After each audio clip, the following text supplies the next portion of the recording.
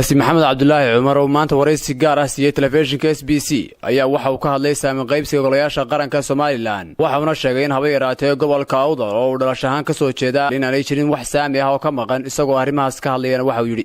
dawladda waxa weeyaan gobolka Awdal waa gobolkii lagu aasaasay qarannimada Soomaaliland waa gobol ay ku qaali tahay Soomaaliland wuxuu garanayaa Soomaaliland iyo halkii laga soo bilaabay haddaanu nahay siyaasiyiinta gobolka Awdal matalaysa xisbiga kulmiye waxaan u sheegayaa beesha aan ka soo jeeday Awdal in la istajiyo